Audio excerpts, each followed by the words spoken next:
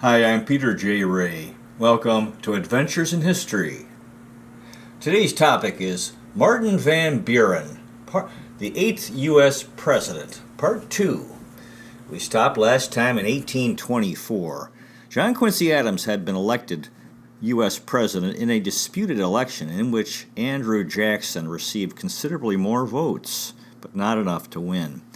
And so that set the stage for the next 4 years, and Martin Van Buren was the leader of the opposition against President John Quincy Adams, and he had allied himself with Andrew Jackson and heading toward the 28 election and hoping that Jackson would win, trying to help Jackson win in 1828. President John Quincy Adams at this time said, quote, "Martin Van Buren is now the great electioneering manager for General Jackson, as he was before the last election for Mr. Crawford. He is now acting over the part in the affairs of the Union which Aaron Burr performed in 1799 and 1800. He's talking about how Aaron Burr fought against his father when his father, John Adams, was president. And there is much resemblance of character, manners, and even person between the two men. Van Buren, however, has improved as much in the art of electioneering upon Burr as the state of New York has grown in relative strength and importance in the Union. Van Buren has now every prospect of success in his present movements, and he will avoid the rock upon which Burr afterwards split." From 1826 to 1828, Martin Van Buren built the Democratic Party, which dominated the United States until the Civil War. He was the leader of the party, and he ran it as a successful business, and continued to develop his friendship with Andrew Jackson. New York State would be crucial, Van Buren's home state, in the 1828 election. The tariff was one of the controversial issues, which the North favored and the South did not, because it protected northern manufacturing, but made imports more expensive in the South. Van Buren decided to run for governor in 1828, the same time that Jackson was running for president. His carpet was threadbare in front of his mirror, because of the thousands of times Van Buren rehearsed speeches to himself. And in the 1828 election, Martin Van Buren was elected governor of New York, and Andrew Jackson won big against John Quincy Adams in the U.S. presidential election. And Van Buren helped to swing 20 of New York's 36 electoral votes for Jackson. 1828, an observer observed Martin Van Buren going to church, and he said, quote, "He wore an elegant, snuff-colored broadcloth coat with a velvet collar. His cravat was orange with modest lace tips. His vest was of a pearl hue. His trousers were white duck. His shoes were morocco. His neatly fitting gloves were yellow kid. His long furred beaver hat with a broad brim was of Quaker color." Reportedly, Van Buren wore colorful clothes during the campaign, and of course he was organizing the big 1828 presidential campaign for Andrew Jackson, which involved deafening parades, gaudy souvenirs given to the public, and drunken songs. It was a fun campaign. This was part of Van Buren's magic, having fun, and the public wanted fun. And, of course, this was imitated very well and successfully against him in 1840 by the Whig Party. So in the election, Andrew Jackson won big, and he got Martin Van Buren played the key role in his victory, and subsequently worked as President Jackson's closest advisor. Van Buren was in conflict with John Calhoun, who was Jackson's vice president. 1829, from January 1st to March 12th, Van Buren served as governor of New York. He resigned to become Secretary of State for President Jackson and became the shortest tenured New York State governor. So by March of 1829 was Inauguration Day in Washington, and reportedly a tidal wave of humanity arrived in the capital. 20,000 people poured into Washington City. Andrew Jackson's critics called this, quote, the inundation of the northern barbarians into Rome. Reportedly at the inaugural party at the White House, a 1,400-pound cheese was devoured by the mob and stomped into the carpet at the White House, and the stench of cheese lingered for weeks. Martin Van Buren had unleashed a great power. Van Buren said, quote, those who have wrought great changes in the world never succeeded by gaining over chiefs, but always by exciting the multitude. The first is the resource of intrigue and produces only secondary results. The second is the resort of genius and transforms the universe. 1828, the Baltimore and Ohio was the first major railroads, and it started service that year. President Jackson was 61 years old, the oldest president at that time, until that time. And Martin Van Buren arrived in Washington after the inauguration and met Andrew Jackson for the first time. You know, they had been communicating by mail. Very poor transportation at that time, so Jackson was in Tennessee and Van Buren was in Washington and New York. And Van Buren said, quote, from that night to the day of his death, the relations, sometimes official, always political and personal, were inviolably maintained between the noble old man and myself, the cordial and confidential character of which can never have been surpassed among public men. 1829, Martin Van Buren met Peggy Eaton, who became infamous for this scandal, and he told Peggy that he believed that Andrew Jackson was the greatest man who ever lived. He also told her not to tell Jackson that. Of course, she did. She told Jackson what Van Buren had said, and Jackson replied, quote, ah, madam, that man loves me. He tries to conceal it, but there is always some fixed way by which I can tell my friends from my enemies. 1829, Andrew Jackson had this to say about Martin Van Buren, quote, permit me to say here of Mr. Van Buren that I have found him everything that I could desire him to be, and believe him not only deserving of my confidence, but the confidence of the nation. Instead of his being selfish and intriguing as has been represented by some of his opponents, I have found him frank, open, candid, and manly. As a counselor, he is able and prudent, and one of the most pleasant men to do business with I ever saw. He is well qualified to fill the highest office in the gift of the people. I wish I could say as much for Mr. Calhoun. You know the confidence I once had in that gentleman. However, of him I desire not now to speak. Martin Van Buren served as Secretary of State under President Jackson from 1829 to 1831. Van Buren took up horseback riding to accompany President Jackson on the president's daily rides in Washington, and he supported Peggy Eaton in her scandal, which helped to win President Jackson's respect for him. Davy Crockett became a very strong critic of Martin Van Buren, and he said this in 1829, quote, Martin Van Buren is as opposite to Jackson as dung is to a diamond. So Van Buren was very close to President Jackson. In fact, he was his biggest supporter and advisor. Both were widowers. Their wives had died. And again, Van Buren became friends with Peggy Eaton during that scandal, and this really helped him to win President Jackson's trust. As Secretary of State, Martin Van Buren had considerable success. He negotiated a successful trade treaty with Great Britain, opening the West Indies in the Caribbean to U.S. trade. He also negotiated with France, and they agreed to pay the 25 million francs, which were compensation for the Napoleonic-era abuses when American ships had been stopped by the French Navy. He also signed a treaty with the Ottoman Empire.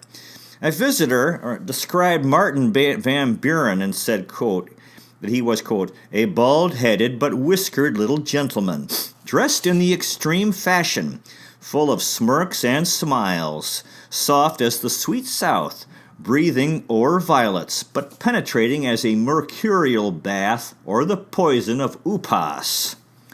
1829, Martin Van Buren supported infrastructure improvements which would affect many states. And so at the 1830 Jefferson Day dinner on April 13th at Brown's Indian Queen Hotel in Washington, there was this famous confrontation, the beginning of a conflict between President Jackson and South Carolina over the issue of the tariff, slavery, and the nullification. President Jackson said, quote, "Our Union, it must be preserved." And John Calhoun of South Carolina, the vice president, said, quote, "The Union, next to our liberty, most dear." And Martin Van Buren followed with a conciliatory toast in which he said, quote, "Mutual forbearance and reciprocal concessions. Through their agency, the Union was established. The patriotic spirit from which they emanated will forever sustain it." So this was the beginning, ongoing conflict between President Jackson and John C. Calhoun and the federal government and the state of South Carolina. By 1831, Martin Van Buren had been appointed U.S. ambassador to Great Britain. So in August of 31, he sailed to England. This gave him a break from Washington politics. His son John was his assistant, and Van Buren met the luminaries of London, including the royal family. At that time, Washington Irving was the secretary of the American legation, and Van Buren enjoyed seeing the historic sites in Great Britain. Washington Irving in 1831 had this to say, quote, "The more I see of Mr. Van Buren, the more I feel confirmed in a strong personal regard for him. He is one of the gentlest and most amiable men I have ever met with." Van Buren met with Talleyrand, the old French politician. In February of 32, the news reached London that the Senate had rejected Van Buren's appointment for political reasons. The public was sympathetic for him, so this was not held against him. So that meant he had to cut short his time as ambassador. Before he came back to the U.S., Van Buren visited the Netherlands, his ancestral homeland. He found out that his ancestors had no last name when they arrived in America. They were peasants. Of course, centuries ago, people didn't have family names. And only in modern times was it required. At any rate, he had peasants who were ancestors. He had become very successful and achieved the American dream. July of 1832, Van Buren arrived back in the U.S., returned from Europe, arrived in New York City. President Jackson was in the middle of the war over the U.S. Bank, and also conflict with John C. Calhoun regarding the tariff and the South Carolina nullification of federal law. But this time there was a new party, the Whigs, which were decidedly anti-Andrew Jackson. In the 32 election, President Jackson defeated Henry Clay, who was the Whig nominee, and Martin Van Buren ran as his new vice president.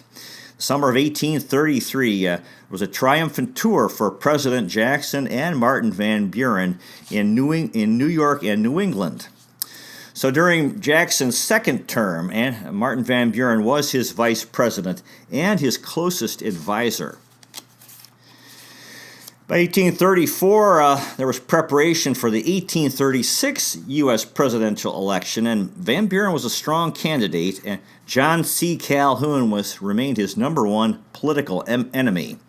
Van Buren was a professional politician, and he rubbed many people the wrong way. A lot of people didn't like him. This was the beginning or ongoing print revolution, as more and more newspapers were being published, which was part of the communications revolution, and there were a lot of anti-Martin Van Buren articles.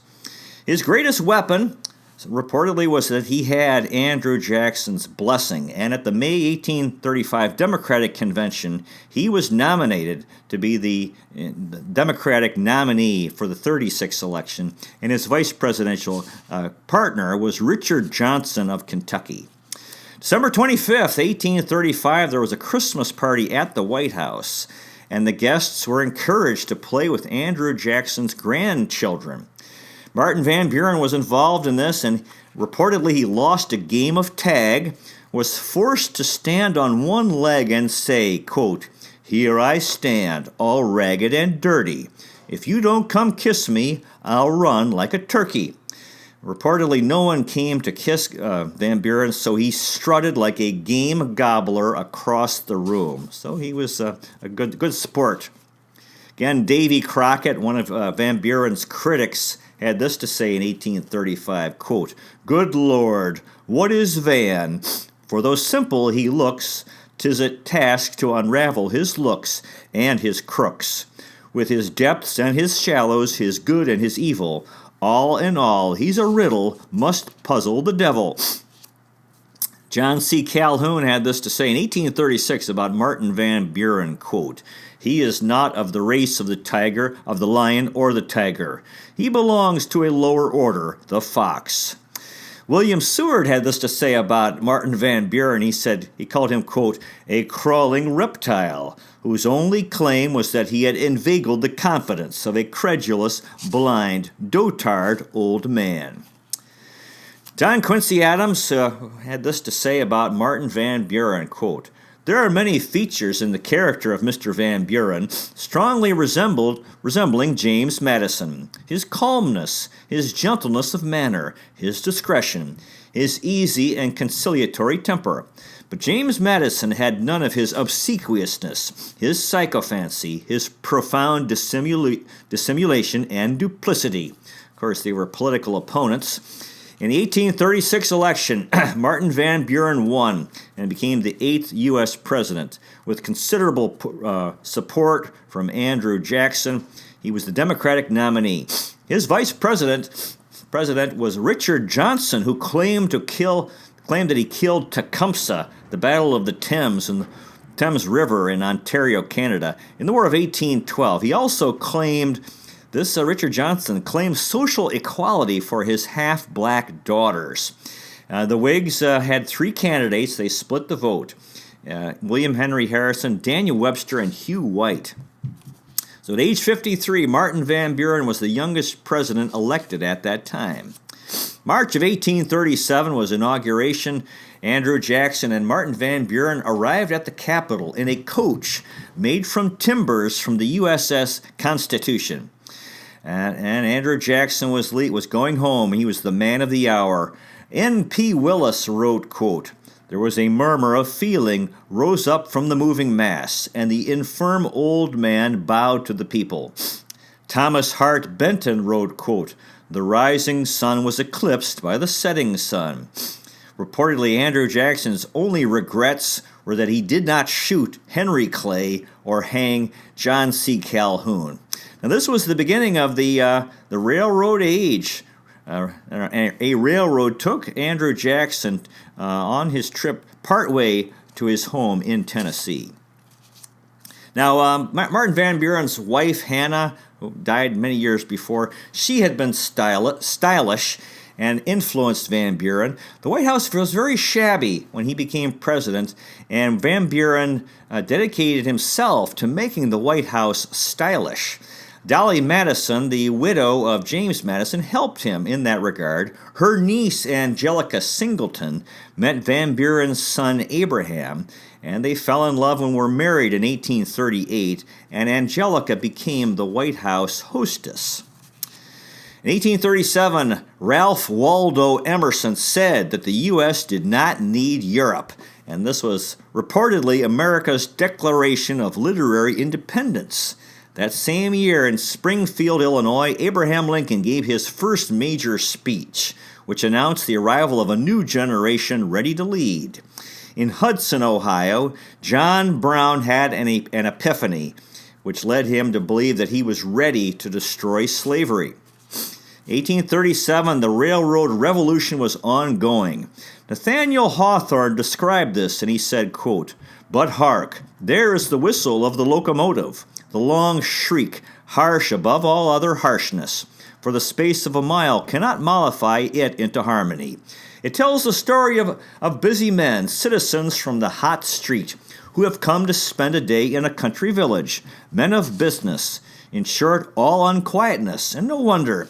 that it gives such a startling shriek, since it brings the noisy world into the midst of our slumberous peace. 1837, the major industries in the U.S. were iron, steel, cloth, leather, and shipbuilding. New York City was second only to London as a commercial city. At Independence Hall in Philadelphia, where the Declaration of Independence had been signed, by this time it had become a clothing store, and there was a sign which read, quote, "We hold these truths to be self-evident, that all men are created equal, that they can obtain clothing as rich, cheap, and durable as at any other establishment in the nation." Now, unfortunately for President Van Buren, 1837 had the Panic of 1837, one of America's worst financial catastrophe. Banks suspended payments, businesses closed, factories closed, salaries dropped from 30 to 50%. It was the worst economic crisis in American history until the crash of 1929. There were ominous signs. In February, mobs in New York City looted stores and warehouses, protesting the high price of flour. And it was a national panic that was sudden and severe. Prices went up, financial houses fell. In May, major banks in New York City closed. The banks spread like a contagion to Philadelphia, Baltimore, and New Orleans, and spread around the world. Now, one effect was that Cornelius Roosevelt became wealthy, buying cheap Manhattan real estate, which led to the Roosevelt fortune, which financed Theodore Roosevelt's political career. In the panic, this economic crisis, the Congressional Globe reported, quote, "Distrust seized upon the public mind, like fire in the great prairies. No credit was available. There were bankruptcies, massive unemployment, starvation. Herman Melville went to sea because of poverty and ended up writing his famous novel Moby Dick based on his experiences. Naturally, President Van Buren was criticized and blamed. His biographer Ted Widmer wrote, quote, "Things got so bad that President Van Buren began drinking a potion of soot and water to calm his dyspepsia." So this really hurt the Democratic Party. The Whig Party was strengthened, and Martin Van Buren became extremely unpopular. Ted Widmer wrote, quote, "The panic caused a terrible shock, both financially and worse, psychologically. It drained confidence, that precious resource that Americans seem to drink like oxygen. And the panic was really only the surface manifestation of a huge number of other problems that suddenly were revealed in the harsher light that accompanies hard times. What had felt like effortless progress was badly interrupted in 1837. Everything Van Buren had worked to build, his party, his presidency, his reputation for political sagacity, was imperiled by the tsunami that struck at almost the exact moment he took office." Regarding the Panic of 1837, President Van Buren said this, quote, "All communities are apt to look to government for too much. Even in our country, where its powers and duties are so strictly limited, we are prone to do so, especially at periods of sudden embarrassment and distress. But this ought not to be. The framers of our excellent Constitution, and the people who approved it with calm and sagacious deliberation, acted at the time on a sounder principle. They wisely judged that the less government interferes with private pursuits, the better for the general prosperity. It is not its legitimate object to make men rich or to repair by direct grants of money or legislation in favor of particular pursuits, losses not incurred in public service. This would be substantially to use the property of some for the benefit of others." 1837, President Van Buren refused Texas's offer to join the United States. Texas had become independent of Mexico, wanted to join, but it was very controversial because it would add a slave state, and there would be opposition in the north. And Van Buren feared northern opposition and possible war with Mexico if Texas joined the U.S. On Christmas Day of 1837, U.S. General Zachary Taylor and the American Army defeated the Seminole Indians in Okeechobee Swamp in the Seminole War in Florida and captured Chief Osceola at that time. Again, back to the Panic of 1837. This economic depression really hurt President Van Buren's chance for re-election. 900 states state banks failed, and there were food riots in the cities. December of 1838, the Underground Railroad started. Folks in the abolitionist movement tried, in their efforts to fight slavery, were helping escaped slaves to come north. And the slavery debate was growing more and more serious, a bigger and bigger conflict between North and South. Van Buren had Southern support. He didn't want to lose it over slavery. And this Angelica Singleton, his daughter-in-law, she was from South Carolina and served as White House hostess, and she had the Southern hospitality. Van Buren was against the abolitionist movement because he believed it was leading to the possible breakup of the country. He supported the House gag rule regarding banning slavery, the reading of slavery petitions in the House. He tried to take a middle ground regarding slavery, and there was no middle ground. Americans were polarized and getting more and more polarized over slavery, which of course eventually led to the Civil War. In 1833, the British had freed their slaves in the British Empire. Americans were becoming more and more aware of the hypocrisy of slavery in a land of freedom in the United States. Martin Van Buren was caught in the crossfire in this conflict over slavery. Washington City was pro-slavery. There was a performance of Othello, the Shakespeare play in Washington, in which there is Othello is a black character, African descent character, and there was an editorial that the playwright should be lynched. Apparently, the author not realizing that that the playwright was William Shakespeare.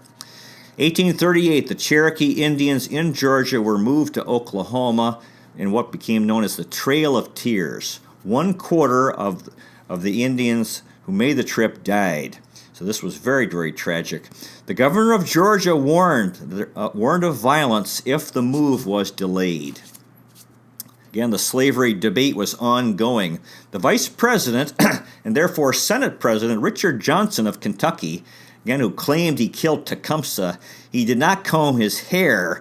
He had married his slave, Julia Chin. They'd fallen in love, and his 2 daughters, Imogen and Adeline, were, African descent, half European, half African. And he treated all 3 as family members. Then his wife, Julia, died of cholera in 1833. He had a new girlfriend who was a black woman. And, the talk was if President Van Buren died and Richard Johnson became president, there would be a black first lady, which was controversial and not opposed in the South. 1838, Frederick Douglass escaped from slavery in Maryland, traveled to Massachusetts, and became famous fighting against slavery. 1839, John D. Rockefeller was born, became the richest man in the world in Cleveland, Ohio. He lived till 1937, and his life overlapped that of Elvis Presley. Just imagine. 1839 was the Amistad Slave Rebellion. There was a slave ship traveling in from one point to another in Cuba. The slaves took over the ship. They tried to have it navigate it back to Africa, and eventually the ship was detained on the east coast of the U.S. It became a controversial issue, and Martin Van Buren tried to have the slaves returned to their Spanish owners in Cuba. He failed. They were freed in 1841, and Martin Van Buren, the character who plays him in the movie, is the villain of the Steven Spielberg movie Amistad. Again, this was a very tough issue. There was no center. You were either for slavery or against it. His son, John Van Buren, by this time was a talented politician, and his son Martin served as his secretary. 1839, John Stevens, a rich lawyer, heard rumors of ancient ruins in Central America, and he was able to get himself appointed the ambassador to the Confederation of Central American Republics, which included Guatemala and Nicaragua. And this was a front for his archaeological explorations, which he pursued and wound up discovering the ancient Mayan ruins. Very interesting. 1840, President Van Buren instituted a 10-hour day for federal employees. The United States in 1840 had 2,816 miles of railroad tracks. 10 years before, there were only 23. So in the 1830s, there was a massive expansion of railroad transportation. Now, there were endless attacks on President Van Buren, and Van Buren said this in 1840, quote, "Why the deuce is it that they have such an itch for abusing me? I tried to be harmless and positively good-natured, and a most decided friend of peace." Now this 1840 was a presidential election year. He was up for re-election, and the news came out in 1829 that he had written a letter to the Pope saying that Catholics were treated well in the United States, and as a result, he was accused of being pro-Catholic. Charles Ogle had this to say about Martin Van Buren. He said, quote, "The soul of Martin Van Buren is so very, very diminutive that it might find abundant space within the barrel of a milliner's thimble to perform all the evolutions of the whirling pirouette. How does the conduct of George Washington contrast on this subject with that of Martin Van Buren? Washington and Van Buren, bless my soul, what a falling off."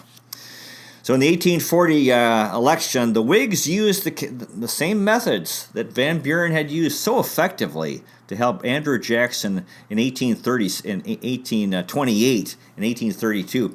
And so they had this very fun campaign, and William Henry Harrison won big against Martin Van Buren in the election. During the campaign, again, Van Buren was blamed for the economic hard times. They called him Martin Van Ruin because of the economic depression. Well, that concludes today's presentation. I hope you have a good history book to read or find a good one. You might consider checking out our website, Adventures in History with Peter J. Ray at peterjray.com. So far, we've made 567 history videos in 7 areas: world history, American history, book reviews, poetic tours, family history, Cleveland baseball, and autobiography. You also might consider checking out our podcast, Adventures in History, which you can listen to on Spotify, Breaker, Google Podcasts, and Radio Public. Thank you so much for watching. I really appreciate it. God bless you. Take care, and I'll see you next time.